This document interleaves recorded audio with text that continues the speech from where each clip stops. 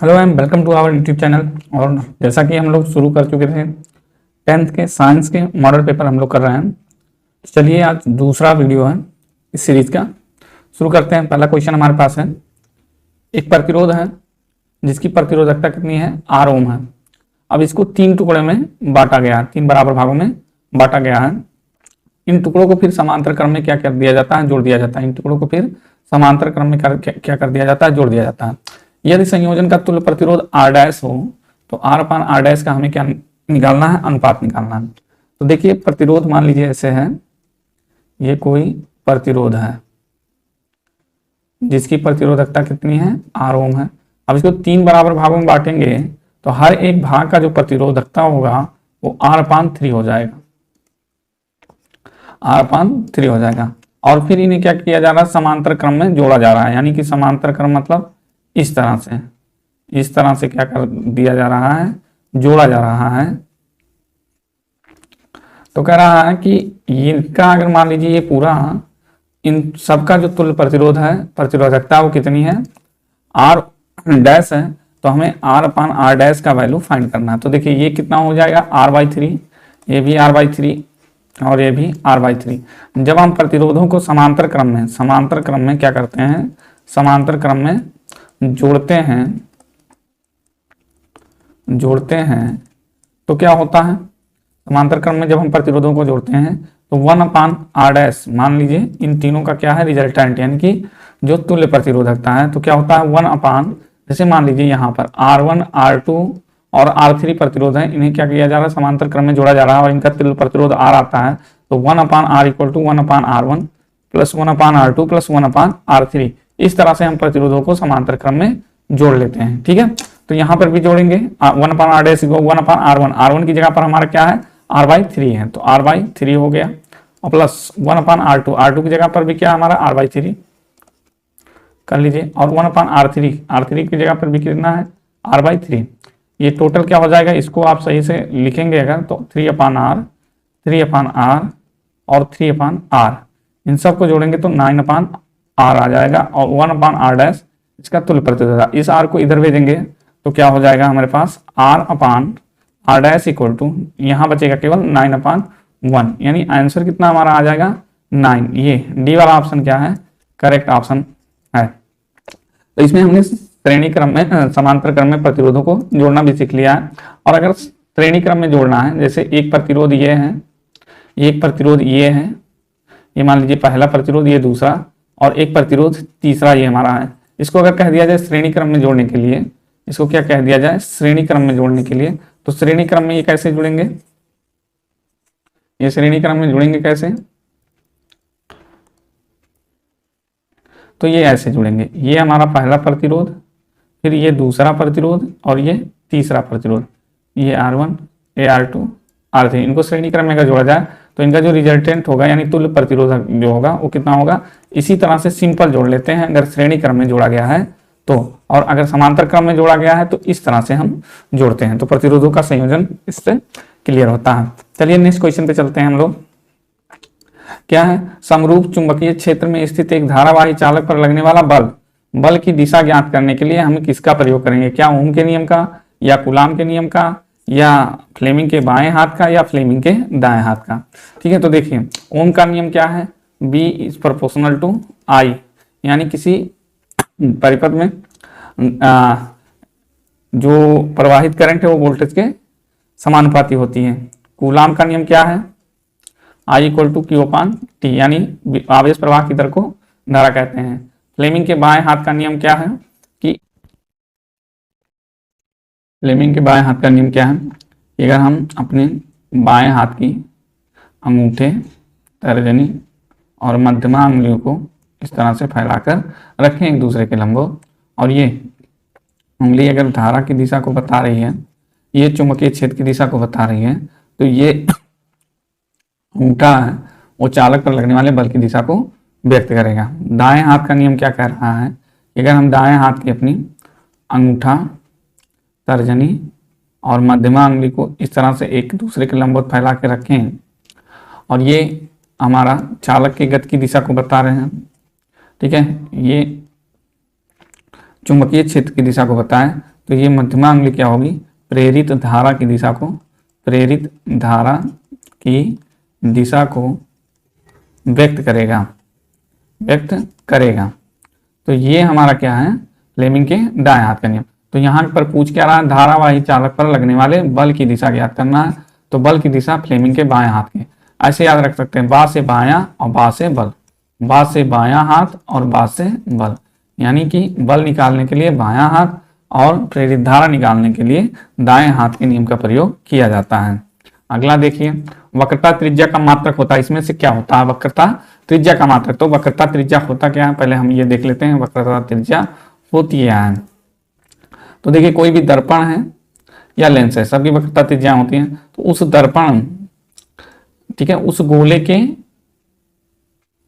त्रिज्या को, जिसका कि दर्पण क्या है, एक भाग है, ये मान लीजिए यहां से काट कर एक दर्पण ऐसे बना दिया गया, तो ये जिस गोले से काटा गया उसकी जो त्रिज्या है वो क्या कहलाती है, वक्रता त्रिज्या। तो इसका मात्रक क्या होगा, ऑब्वियस सी बात है, सेंटीमीटर में हम नापेंगे, तो इसका मात्रक क्या होगा, सेंटीमीटर। अगला क्वेश्चन है,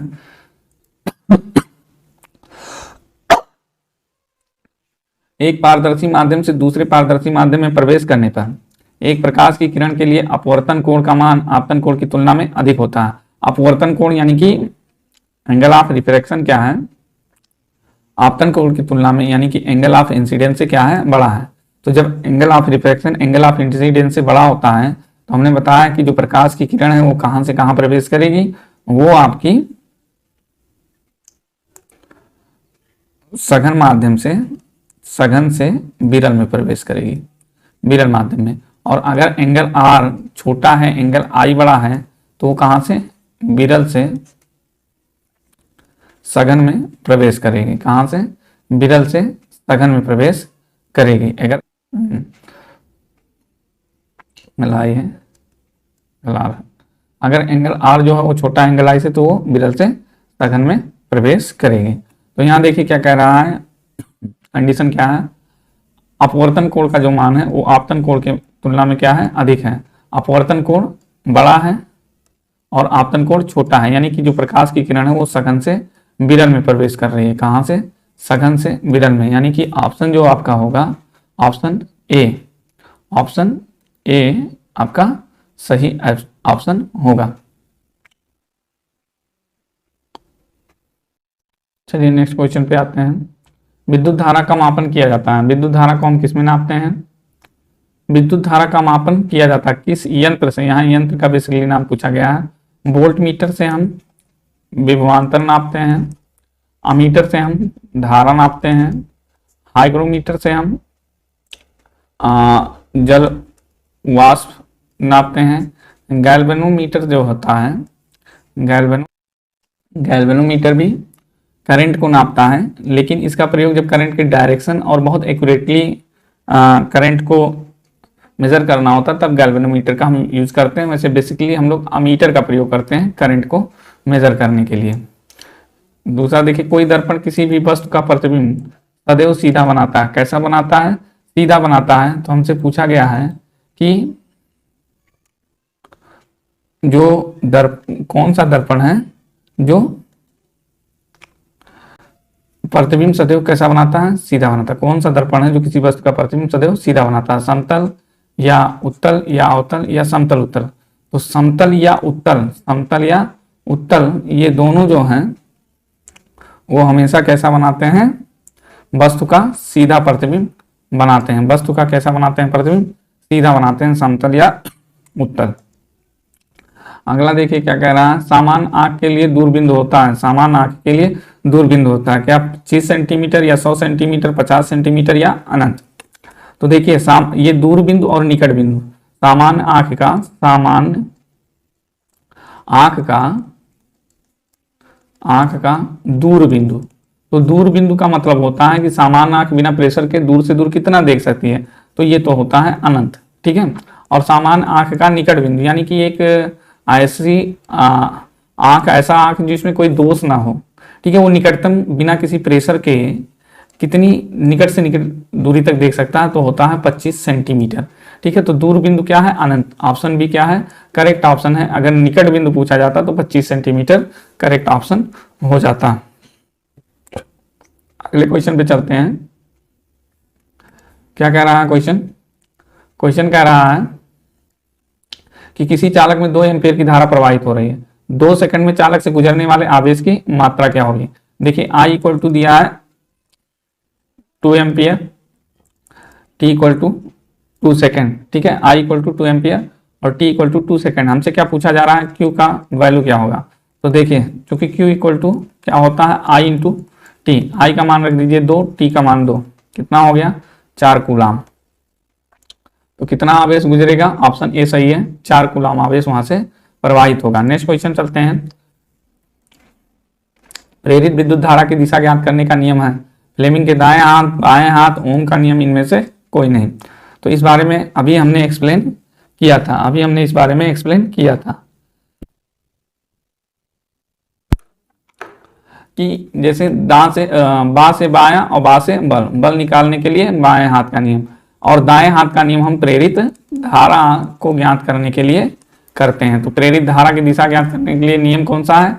फ्लेमिंग के दाएं हाथ का नियम। फ्लेमिंग के दाएं हाथ का नियम, जो बाएं हाथ का नियम है वो बल की दिशा के लिए प्रयोग किया जाता है। अगला देखिए क्या कह रहा है। एक गोलीय दर्पण की वक्रता त्रिज्या 30 सेंटीमीटर है, इसकी फोकस दूरी क्या होगी? इसकी फोकस दूरी क्या होगी? तो देखिए, जो फोकस दूरी एफ होती है वो r/2 होता है, यानी फोकस दूरी वक्रता त्रिज्या की आधी होती है। वक्रता त्रिज्या 30 सेंटीमीटर है, तो फोकस दूरी क्या हो जाएगी? 30/2, यानी कि कितना हो गया? 15 सेंटीमीटर। तो इस गोलीय दर्पण की फोकस दूरी कितनी हो जाएगी? 15 सेंटीमीटर। नेक्स्ट क्वेश्चन देखिए। किसी वस्तु का आभासी, सीधा और बड़ा प्रतिबिंब प्राप्त करने के लिए वस्तु को उत्तल लेंस के सामने कहाँ रखते हैं? मुख्य फोकस पर, फोकस दूरी की दुगनी पर, अनंत पर, लेंस के प्रकाशीय केंद्र और प्रथम मुख्य फोकस के बीच में। तो ऑप्शन डी सही है। अगर हमें उत्तल लेंस से आभासी, सीधा और बड़ा प्रतिबिंब प्राप्त करना है तो हमें उसे वस्तु को कहाँ रखना होगा? लेंस के प्रकाशीय केंद्र और प्रथम मुख्य फोकस के बीच। ये हमारा क्या है? उत्तल लेंस है। क्या है हमारा? उत्तल लेंस है।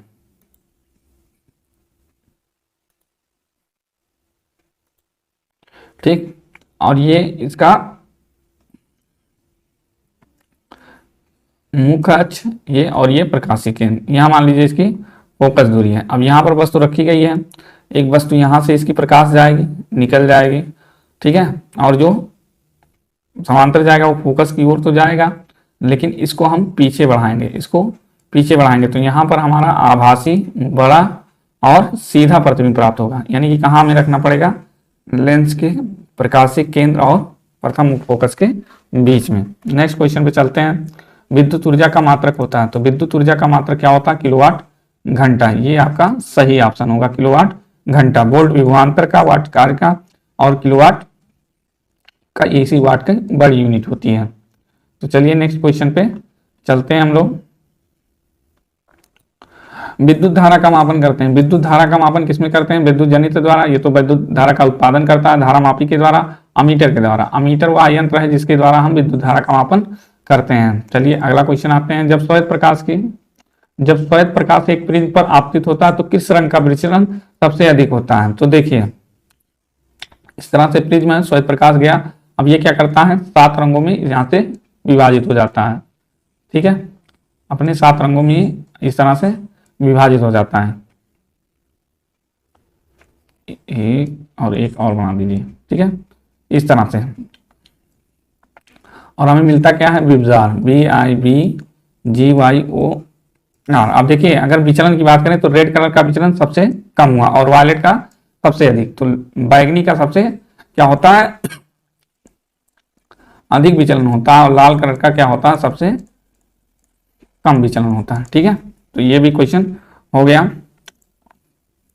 इस पर चलते हैं। एक क्वेश्चन कह रहा है एक दर्पण की वक्रता त्रिज्या 40 सेंटीमीटर, फोकस दूरी क्या होगी? तो अभी हमने आपको बताया F इक्वल टू क्या होता है? R/2। तो क्या कर देंगे हम? 40/2, यानी कि कितना सही ऑप्शन है? 20 सेंटीमीटर। नेक्स्ट क्वेश्चन पे चलते हैं। बिजली बल्ब का फिलामेंट, जो ये बिजली बल्ब है, पहले जो बल्ब आता था इस तरह से, तो इसको कहते थे हम फिलामेंट। क्या कहते थे? फिलामेंट। अब ये फिलामेंट किसका बना होता था, नाइक्रोम का या टंगस्टन का? किसका बना होता था, नाइक्रोम का या टंगस्टन का? बताइए किसका बना होता था? ये बना होता था आपका टंगस्टन का। टंगस्टन क्या है, एक मिश्र धातु है। टंगस्टन क्या है, मिश्र धातु है। और इसकी अच्छाई क्या है, इसका गलनांक और क्वथनांक उच्च होता है। चलिए दोस्तों, थोड़ी सी तबीयत खराब है, फिलहाल चलते हैं नेक्स्ट क्वेश्चन पे। चुंबकीय क्षेत्र में धारावाही चालक पर लगने वाले बल की दिशा ज्ञात करना किससे निकालेंगे? लेंज के नियम से? नहीं। ओम के नियम से? नहीं। अच्छा, इन सबका नियम भी बता देते हैं। लेंज का नियम क्या कहलाता है? लेंज का नियम क्या कहता है? लेंज का नियम कहता है कि जब किसी चुंबकीय क्षेत्र में किसी कुंडली को क्या किया जाता है, घुमाया जाता है, तो इस कुंडली में क्या होता है, प्रेरित विद्युत वाहक बल के कारण एक धारा उत्पन्न होती है, और इस धारा का मान सदैव उस दिशा में होता है जिससे इस धारा का मान जो होगा वो सदैव उस कारक का विरोध करता है जिससे यह स्वयं उत्पन्न होती है, यानी कि कुंडली के घूमने का ये विरोध करता है। ये लेंज का नियम है। ओम का नियम क्या कह रहा है कि V/I proportional equal to R, यानी किसी भी परिपथ में वोल्टेज और करंट का जो अनुपात है वो क्या होगा, सदैव नियत होगा। इस नियतांक को हम प्रतिरोध कहते हैं। फ्लेमिंग के दाएं हाथ का नियम, दाएं हाथ के नियम से हम प्रेरित धारा का मान ज्ञात करते हैं, और बाएं हाथ के नियम से धारावाही चालक पर लगने वाले बल की गणना करने। आप ढूंढ लीजिए आपको क्या करना है, बल की दिशा ज्ञात करनी है, फ्लेमिंग का बायां हाथ लग जाए। क्या क्वेश्चन कह रहा है, देखिए। एक दर्पण के सामने रखी वस्तु का प्रतिबिंब आभासी, सीधा व बड़ा बनता है। ये बड़ा शायद मिस्टेक से लिखा गया, आभासी सीधा बनता है। ये कौन सा दर्पण होगा, तो दर्पण जो होगा वो उत्तल दर्पण होगा। नेक्स्ट क्वेश्चन चलते हैं। यहाँ पर क्वेश्चन क्या कह रहा है, कांच के प्रिज्म से जब श्वेत प्रकाश की किरण को उजाला जाता है तो किस रंग का विचलन सबसे कम होता है? तो ऐसे बना लीजिए आप, एक काम कीजिए, ऐसे बना लीजिए। विचार को हम उल्टा लिख देते हैं, BGYOR। ये क्या है, सबसे कम विचलन, और ये क्या है, सर्वाधिक विचलन। ठीक है, सर्वाधिक विचलन। ठीक है, तो किस रंग का विचलन सबसे कम होता है, तो लाल रंग का विचलन क्या होगा, सबसे कम होगा। अगर पूछा जाए कि सर्वाधिक किसका होता है, तो बैगनी का सर्वाधिक होता है। नेक्स्ट क्वेश्चन चलते हैं। विद्युत मोटर क्या करता है? विद्युत मोटर क्या करता है? आपके घर में मोटर लगा हो, क्या करता है बताइए? कहें पानी ढोता है। तो पानी उठाने का काम तो यहाँ पर नहीं है, कोई ऑप्शन ही नहीं है पानी का। तो देखिए विद्युत मोटर क्या करता है, हम उसको क्या देते हैं, बिजली, और बदले में वो क्या करता है, हमारा काम करता है, यानी कि यांत्रिक ऊर्जा के कारण काम करता है। यानी ये क्या करता है, विद्युत ऊर्जा को यांत्रिक ऊर्जा में बदलता है। तो विद्युत मोटर क्या करता है, विद्युत ऊर्जा को रासायनिक ऊर्जा में बदलता है। ऑप्शन सी फॉर कैट सही ऑप्शन होगा। अगला क्वेश्चन चलते हैं। एक अवतल लेंस के द्वारा किसी वस्तु का बना प्रतिबिंब, अवतल लेंस जब प्रतिबिंब बनाता है तो कैसा प्रतिबिंब बनाता है? अवतल लेंस आपसे पूछा जा रहा है, जब प्रतिबिंब बनाता है तो कैसा प्रतिबिंब बनाता है? तो हमेशा आभासी, सीधा और छोटा प्रतिबिंब बनाता है। अवतल लेंस जो होता है वो हमेशा आभासी, सीधा और छोटा प्रतिबिंब बनाता है, यानी कि ऑप्शन सी जो आपका होगा वो क्या होगा, सही ऑप्शन होगा। कौन सा? Option C for cat. Next question क्या है, दूरदृष्टि दोष के कारण वस्तु का प्रतिबिंब बनता है। दूरदृष्टि दोष है, यानी कि एक व्यक्ति की आंख है, मान लीजिए, ओहो ये क्या बन गया, ठीक है, मान लीजिए ये क्या है, एक व्यक्ति की आंख है, ऐसे बना देते हैं। ये आंख की क्या है, रेटिना है। जब किसी को दूरदृष्टि होता है, यानी कि नजदीक की वस्तुएं उसको दिखाई नहीं देती, ऐसा क्यों होता है? तब क्या होता है, जो प्रतिबिंब होता है, नजदीक रखी वस्तु का जो प्रतिबिंब होता है वो रेटिना के पीछे बनना लगता है, और रेटिना के पीछे बनने के कारण क्या होता है, नजदीक रखी वस्तु व्यक्ति को नहीं दिखाई देती। तो दूरदृष्टि दोष में क्या नहीं दिखाई देगा, निकट की वस्तु नहीं दिखाई देगी, दूर वाली सही दिखाई देगी। यानी कि दूरदृष्टि दोष में प्रतिबिंब कहाँ बनता है, रेटिना के पीछे, यानी ऑप्शन जो सी है, सी वाला ऑप्शन क्या है, बिल्कुल सही जवाब है। नेक्स्ट क्वेश्चन पे चलते हैं। क्वेश्चन क्या कह रहा है, दो चालक तार जिनके पदार्थ, लंबाई, व्यास समान है किसी विद्युत परिपथ में पहले श्रेणी क्रम में और फिर समांतर क्रम में जोड़े जाते हैं। श्रेणी क्रम और समांतर संयोजन में उत्पन्न ऊष्मा का अनुपात ज्ञात करना। तो देखो, क्योंकि H इक्वल टू क्या होता है, I² RT होता है, I² RT होता है। अब देखो पदार्थ वही है, लंबाई वही है, व्यास वही है, ठीक है। तो H का जो मान है वो किस पे निर्भर करता है, R पे। अब यहाँ पर देखिए हमारे पास दो प्रतिरोध हैं और प्रत्येक की प्रतिरोधकता हम क्या मान लेते हैं, R है। दोनों की प्रतिरोधकता कितनी R है, क्योंकि वही पदार्थ, सेम लंबाई और सेम व्यास का तार यूज किया गया, तो उनकी प्रतिरोधकता क्या होगी, एक ही होगी। अब इन्हें पहले हम क्या करते हैं, श्रेणी क्रम में जोड़ते हैं। पहले हम किस में जोड़ेंगे? श्रेणी क्रम में। तो श्रेणी क्रम में जोड़ने पर इनका मान लीजिए क्या आता है? आर श्रेणी यानी आर सीरीज हम कर लेते हैं। आर सीरीज कितना आएगा?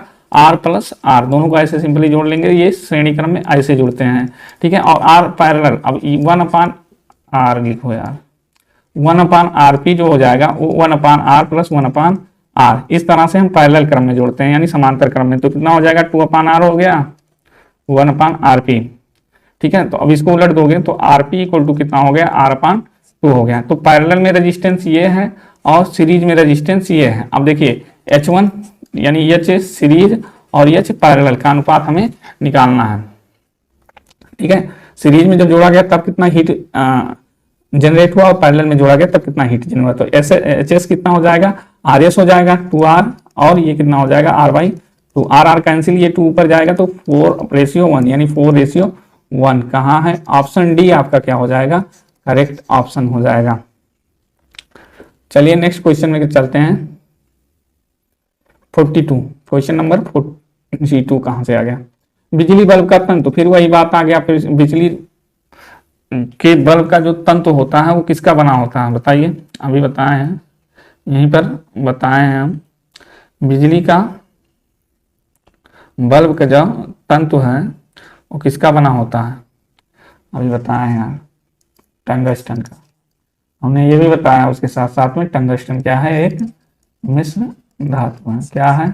मिश्र धातु है, ठीक, समझ गया।